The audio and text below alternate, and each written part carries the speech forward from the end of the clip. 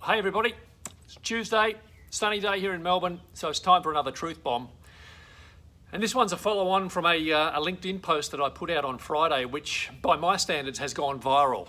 Some of you would have seen this post.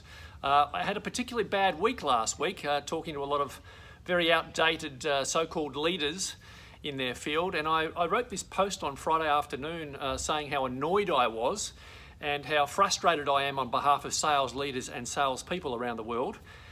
And I wrote that because I'd spent the week talking to, some really outdated, old-fashioned CEOs and senior leaders inside businesses about sales and about what's happening with sales. And I got quite frustrated by the end of the week because I kept hearing these people talking about sales like we used to talk about it way back in the 1990s or when I first started in 1989. Sales is not a numbers game anymore.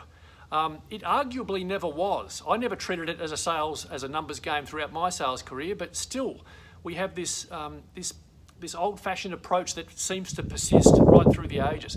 And right now, numbers game is completely irrelevant. We're in the age of the customer. So you can't treat the customer like a number. I had a buyer say to me recently, you treat me like a number and I'll return the favour. So it's not a numbers game anymore. If you want to try and find an analogy or liken it to a game, then it's a game of almost data analysis. It's a game of teachers and students. It's not a numbers game. We don't just churn through the dirt trying to find that little gold nugget and then discard all the dirt as if it's never going to be useful at some point. So it's definitely not a numbers game. We don't spray and pray anymore. We don't use the shotgun anymore. We use a rifle. We're laser focused now. And of course, all of this sounds easy to say. It sounds counterintuitive in a way because when you think about it, using a rifle these days in this boundaryless world of globalized markets, interconnected, global markets, it's the tendency for people to think that social and digital gives us the ability to scale our message out far and wide. That's the last thing we want to be doing.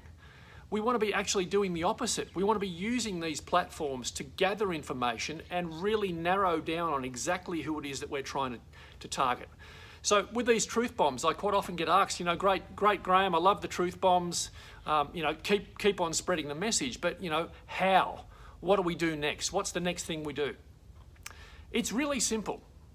Well, it's simple to say, not as easy to do in terms of transformation, but it is simple. Start with the buyer in mind. Start with their experience.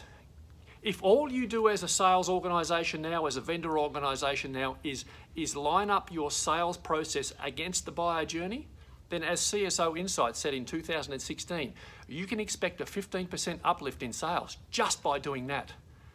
Get a buyer-aligned sales process. Then get really clear about your ideal customer profile. This is one of the things that still amazes me.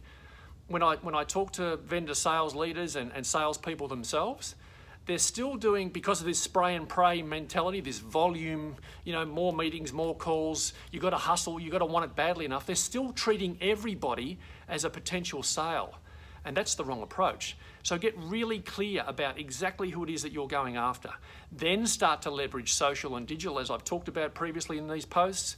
Leverage social to get information, social listening, build a picture and a profile of the target before you reach out, and be prepared. Here's the most important thing. Be prepared to play the long game.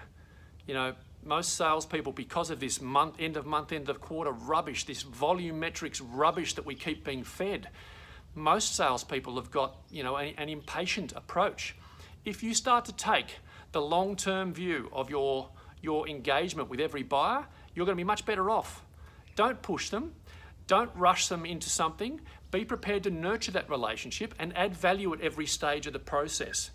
A sale is something that happens now at every point. And as Kean McLaughlin says quite rightly, earn the right to move the conversation to the next point.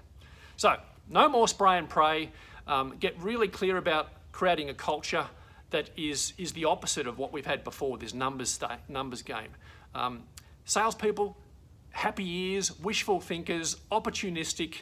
We've got to be prepared to play the long game and be very targeted about who we go after.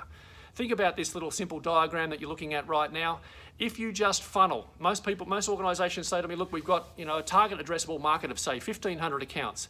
I say to them, okay, well let's just break it down a little bit further. What are the dream accounts? Which are the 400 odd dream accounts that you'd really like to go after? Which are the ones that are right in your ideal customer profile? Then let's go the next step and go down even further. Narrow it down to 40 and just go after 40. Quite often when you look at the revenue and quota targets that we're given, you don't need to try and sell to 1,500 accounts. You might just need to win 40. So the Truth Bomb today is all about moving away from those old-fashioned approaches to sales. Sales is not a numbers game anymore, and we need to be much more focused. There's no more generic marketing, there's no more blanket marketing. It's all highly personalised. And the key of this Truth Bomb is simple. Increased personalisation equals decreased rejection. Until next week, thanks guys, bye for now.